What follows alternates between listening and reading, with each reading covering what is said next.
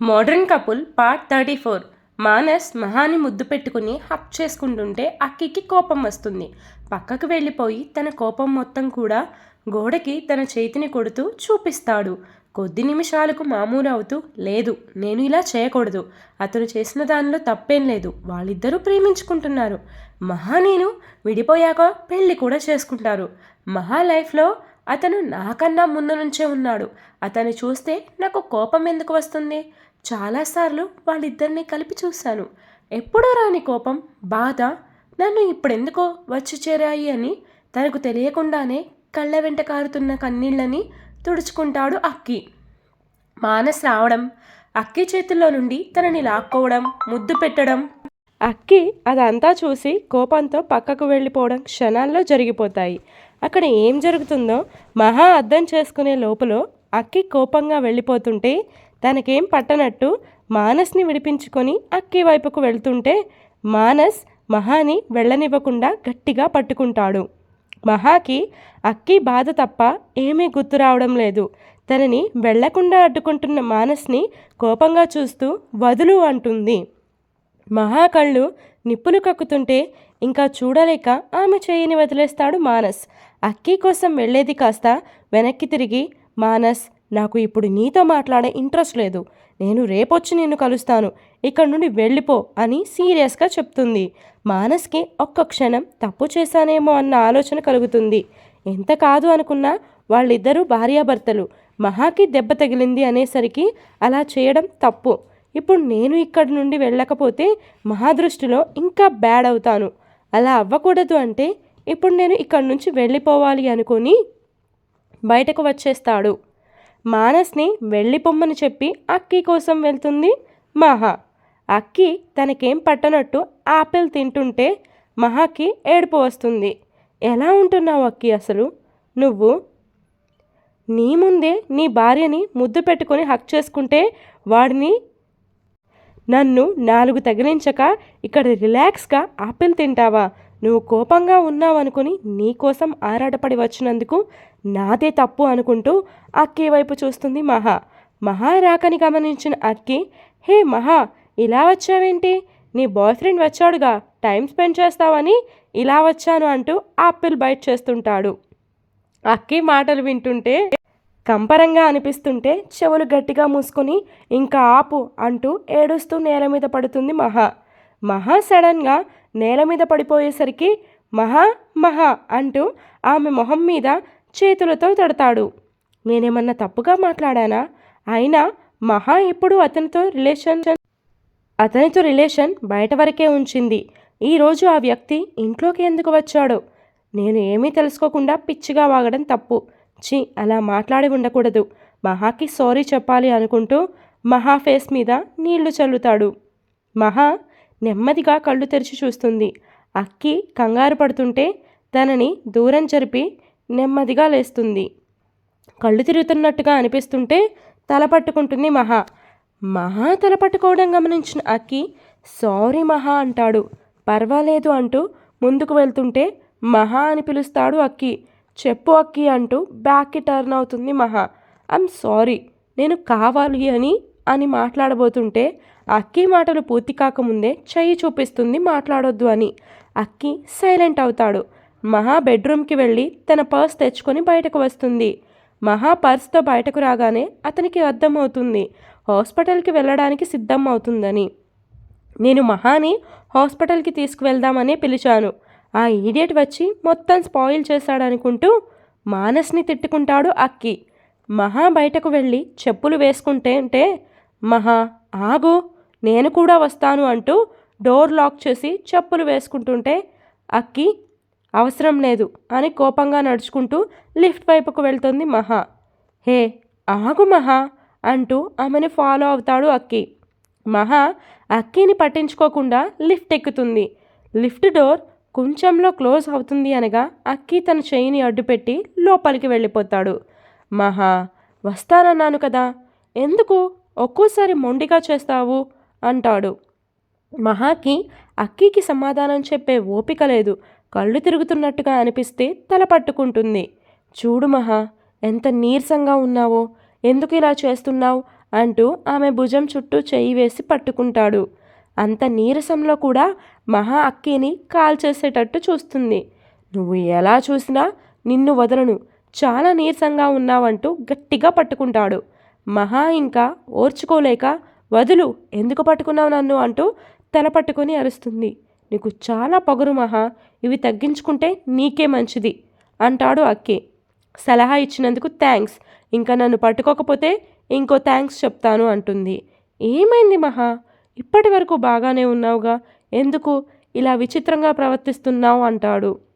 నేనెప్పుడూ నాలానే ఉన్నాను, నువ్వే ఎప్పుడు ఎలా మారతావో ఎలా మాట్లాడతావో అర్థమవ్వదు అని తన కన్నీళ్లను తుడుచుకుంటుంది.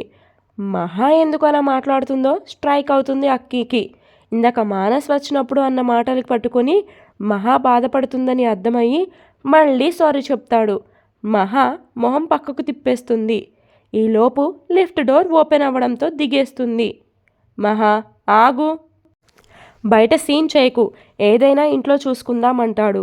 మహా ఏం మాట్లాడకుండా వెళ్తుంటే ఫాస్ట్గా మహా ముందుకు వెళ్ళి, నువ్వెందుకు నన్ను వద్దంటున్నావు, నీ బాయ్ ఫ్రెండ్ వస్తున్నాడా, అందుకే నన్ను రావద్దు అంటున్నావు కదా అని మహా ఫేస్ని గట్టిగా ప్రెస్ చేస్తూ అడుగుతాడు అక్కి.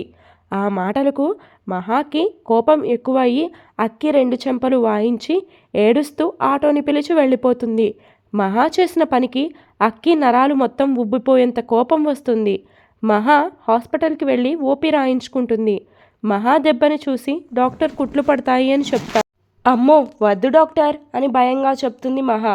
కుట్లు వేయకపోతే దెబ్బ మారడానికి చాలా రోజులు పడుతుందని చెప్తారు. పర్లేదు, మామూలు కట్టు వేయమని అడుగుతుంది. బాగా లోతుగా గాయం అవ్వడంతో డ్రెస్సింగ్ చేసి చిన్న కట్టు కడతాడు డాక్టర్. ఈ రోజుకి కట్టు ఉంచుకొని రేపు బ్యాండేజ్ వేసుకోమని చెప్పి టాబ్లెట్స్ రాసి ఇస్తాడు. డాక్టర్కి థ్యాంక్స్ చెప్పి వెళ్తుంటే, మీ వాళ్ళని పిలవచ్చుగా అమ్మా, నీరసంగా ఉన్నావు అంటారు. పర్లేదు డాక్టర్, నేను వెళ్తాను అంటూ బయటకు వస్తుంది మహా. మహాకి బాగా నీరసంగా అనిపించి కళ్ళు తిరుగుతుంటే తల పట్టుకుంటుంది. ఇంకా నుంచునే ఓపిక లేక కింద పడుతుంటే దూరం నుంచి చూసిన అక్కి మహా అని పిలుస్తాడు. మహా కింద పడుతుందేమో అని భయంగా చూస్తాడు. ఈలోపు ఒక వ్యక్తి ఆమెని కింద పడకుండా పట్టుకుంటాడు. తనని ఎవరు పట్టుకున్నారా అని తల ఎత్తి చూసి మానస్ అంటుంది మహా. మహా పడలేదు అనే బాధ కన్నా మానస్ పట్టుకున్నాడు అనే కోపంతో మహాని చూస్తాడు అక్కి. అక్కిని గమనిస్తుంది మహా. అక్కి అన్న మాటలే నిజమయ్యాయి. మానస్ ఇక్కడికి ఎందుకు వచ్చాడో తెలియదు. నేను మానస్ గురించి తనని వద్దన్నా అనుకుంటాడా అని టెన్షన్ పడుతుంది. అక్కి కోపంగా వాళ్ళని చూస్తూ వెళ్ళిపోతాడు. మహా అక్కి అక్కి అని పిలుస్తుంది. ఓపిక లేక ఆ మాట తన గొంతులో నుండి బయటకు రావడం లేదు. మహా అక్కి అని అరుస్తుంది కానీ ఆ సౌండ్ బయటకు మాత్రం రావడం లేదు. మహా కళ్ళు మొత్తం అక్కీనే చూస్తున్నాయి. ప్లీజ్ అక్కి, అలా వదిలి వెళ్ళకు, ఐ లవ్ యూ అని మనసులోనే బాధపడుతుంది. మహా కింద పడిపోకుండా మానస్ పట్టుకున్న తన చూపు మొత్తం అక్కి మీదే ఉండేసరికి మానస్కి కోపం పీక్స్కు వెళ్తుంది. కానీ అది చూపించే టైం కాదని సైలెంట్ అయిపోతాడు. మహాని 2 చేతులతో లిఫ్ట్ చేసి బయటకు తీసుకువెళ్తాడు. మహా మానస్ని చూస్తూ, సారీ మానస్, నేను చాలా ఇబ్బంది బాధ పెడుతున్నాను అంటుంది. నిన్ను బాధ పెట్టడం తప్పేటట్టు లేదు. అక్కిని ఎలా ప్రేమించానో కూడా తెలియదు. అక్కి నాతో ప్రేమగా మాట్లాడింది లేదు. ఎప్పుడూ ఇద్దరం పోట్లాడుకుంటూనే ఉండేవాళ్ళం. అలాంటిది ఎప్పుడు అక్కి మాయలో పడిపోయానో తెలియదు. మానస్, నిన్ను చూస్తే జాలి కలుగుతుంది, ప్రేమ కలగడం లేదు. నువ్వు మాత్రం నన్ను నీ గుండెల్లో పెట్టుకున్నావు. ఆ గుండెను చీల్చి నేను బయటకు రాకపోతే నువ్వు చాలా బాధపడతావు. ఇది టైం కాదు నేను అక్కీని ఇష్టపడుతున్నాను అని చెప్పడానికి. కరెక్ట్ టైం చూసుకొని నేనే నీకు నా మనసులో అక్కీ మీద ఉన్న ప్రేమని చెప్తాను అనుకుంటూ మానస్ మెడ చుట్టూ చేతులు వేస్తుంది మహా. ఆటోని పిలిచి మహాని ఎక్కిస్తాడు మానస్. ఆటోని హోటల్ దగ్గర ఆపమని చెప్పి మహాని తీసుకొని లోపలికి వెళ్తాడు. మహాకి ఎంతో ఇష్టమైన దోశని ఆర్డర్ చేస్తాడు మానస్. ఇద్దరు ఒకళ్ళని ఒకళ్ళు చూసుకుంటున్నారు తప్ప ఒక్క మాట కూడా మాట్లాడుకోరు. ఇద్దరి మధ్యలో సైలెన్స్ బ్రేక్ చేస్తూ మానస్ అని పిలుస్తుంది మహా. మహా, నువ్వు చాలా నీరసంగా ఉన్నావు, ముందు తిను అంటాడు. మానస్, అది కాదు, ఒకసారి నీతో మాట్లాడాలి అంటుంది. మహా ముందు దోశ తిను, తర్వాత మాట్లాడుకుందాం అంటాడు. మహా ఇంకేం మాట్లాడకుండా తినేస్తుంది. మహా తింటుంటే మానస్ మహానే చూస్తూ ఉంటాడు. ఎప్పుడు మానస్ తనని చూస్తుంటే ఏదో ఒక కొత్త ఫీలింగ్ వచ్చి మహాని తాకేది. ఈసారి మానస్ అలా చూస్తుంటే మహాకి చాలా ఇబ్బందిగా అనిపిస్తుంది. త్వరగా తినేసి చేతులు కడుక్కోవడానికి వెళ్తుంది మహా. మొహం కడుక్కొని అద్దంలో చూసుకుంటూ ఏడుస్తుంది. ఎందుకు నాకే ఎప్పుడు ఇలా జరుగుతుంది? ఒకడేమో నన్ను మోసం చేశాడు, రెండో వాడితో అసలు అడ్జస్ట్ అవ్వలేకపోయాను. నన్నుగా అర్థం చేసుకుంది నా మానస్ అనుకున్నాను. అనుకోని పరిస్థితుల్లో అక్కిని పెళ్లి చేసుకోవాల్సి వచ్చింది. ఈరోజు అక్కి మీద ఫీలింగ్స్ వచ్చాయి. నా లైఫ్ మొత్తం మానస్తోనే అని ఊహించుకున్నా. మనం ఊహించింది జరగదు అన్నట్టు ఆ ప్లేస్లోకి అక్కి వచ్చేశాడు. అక్కికి ఏమో నేను ఇష్టం లేను, మానస్ ఏమో నన్ను మర్చిపోలేకపోతున్నాడు, నేనేమో అక్కిని వదలలేకపోతున్నా. నేను ఈ ఎరకాటంలో నుంచి ఎలా బయటపడాలి అని గుండె లోతుల్లో అనుభవిస్తున్న బాధ అంతా కన్నీళ్ల రూపంలో బయటకు పంపుతుంది మహా. మహా హ్యాండ్ వాష్ కోసం వెళ్ళి చాలాసేపు అయినా రాకపోయేసరికి ఏం జరిగిందో అని మానస్ వెళ్తాడు. మహా అని వెనక నుండి తన భుజం మీద చెయ్యి వేసి తడతాడు. తను ఏడుస్తున్నట్టు మానస్కి తెలియకూడదు అని బాధని మొత్తం గుండెల్లో దాచుకొని నేను వస్తాను 5 minutesలో, నువ్వు వెళ్ళు అని చెప్తుంది. మానస్ బిల్ కట్టి మహా కోసం వెయిట్ చేస్తాడు. మహా ఫేస్ వాష్ చేసుకొని బయటకు వెళ్తుంది. కన్నీళ్ళని దాచొచ్చు కానీ గుండె లోతుల్లో ఉన్న బాధని దాచలేము అన్నట్టు మహా బాధ మొత్తం ఆమె మొహంలో కనిపిస్తుంది. బాగా ఏడ్చేసేసరికి మొహం ఉబ్బుగా అవుతుంది. మానస్కి అర్థమవుతుంది మహా దేని గురించో బాధపడుతుందని. అడగడానికి టైం కాదని సైలెంట్ అవుతాడు. ఆటోని పిలిచి మహాని ఎక్కమంటాడు. ఫ్లాట్స్ రాగానే మహా చేతిని పట్టుకొని నెమ్మదిగా దించుతాడు మానస్. మహా భుజం చుట్టూ చెయ్యి వేసి నడవగలవా మహా, లేదా ఎత్తుకోమంటావా అని అడుగుతాడు. మహా వెంటనే నో అని అరుస్తుంది. మానస్ వింతగా చూస్తుంటే నేను నడవగలను అంటుంది మహా. సరే నిన్ను ఫ్లాట్ వరకు దింపుతాను అంటూ ఆమెతో నడుస్తుంటే ప్లీజ్ మానస్, నేను వెళ్ళగలను, నువ్వెళ్ళు అని కఠినంగా చెప్తుంది. ఆ మాట అంటుంటే మానస్ బాధ మొత్తం తన మొహంలో కనిపిస్తుంది. మహావైపు చూడకుండా వెళ్ళిపోతాడు. వెళ్తున్న మానస్ని చూస్తూ తను కూడా ఇంట్లోకి వెళ్ళిపోతుంది. కాలింగ్ బెల్ చాలాసేపు ప్రెస్ చేస్తుంది. అక్కి డోర్ తెరవడు.